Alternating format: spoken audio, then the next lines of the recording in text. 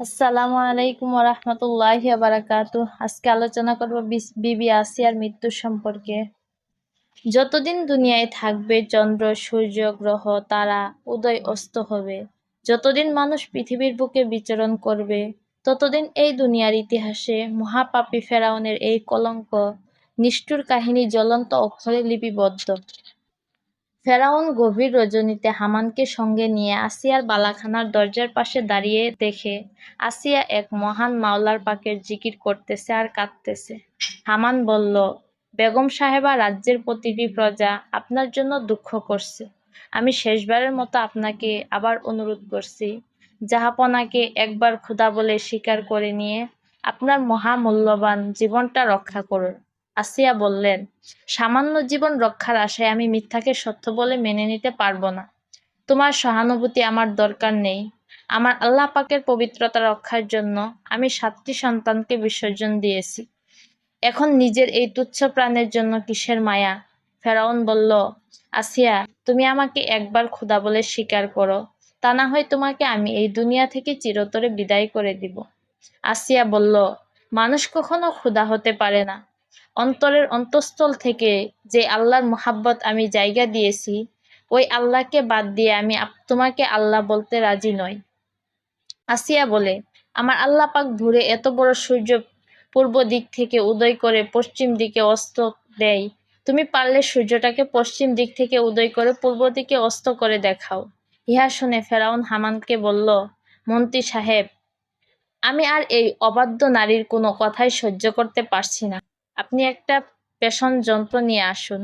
একটি মজবুত পেষণ যন্ত্র আনা হলো। আসিয়ার 2 হাতে পেরাক মারল।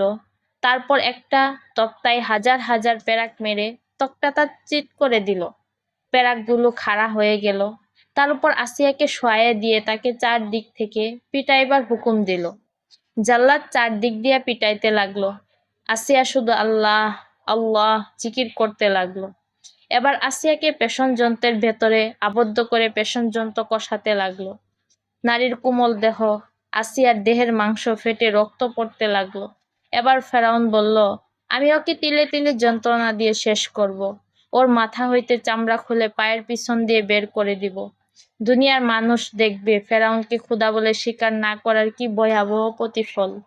ফেরাউনের হুকুমে আসিয়াকে ধরাধরি করে এনে উঁচু টেবিলের উপর দাঁড় করায় জল্লাদকে হুকুম দিল আসিয়ার মাথায় ছুরি চালাবার জন্য। এই ভয়াবহ দৃশ্য দেখার জন্য চারদিকে লোকেরা লোকারণ্য হয়ে গেল। লক্ষ লক্ষ মানুষ, সবাই গোপনে গোপনে দুঃখিত, প্রতিবাদ করার সাহস নেই। জল্লাদ যখন আসিয়ার মাথায় ছুরি বসাইতেছিল, তখন ফেরাউন আসিয়ার কানের কাছে গিয়ে বলে, আসিয়া, তুমি আমার প্রথম স্ত্রী, তোমাকে আমার রাজত্বের অর্ধেক দিয়ে দিব।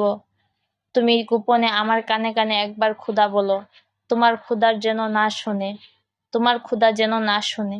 আসিয়া বলে, আমার আল্লাহ পাক মায়ের পেটে 7টা পর্দা নিচে সন্তানের রূহ পৌঁছান এবং সে কোন হালে আছে সব দেখেন।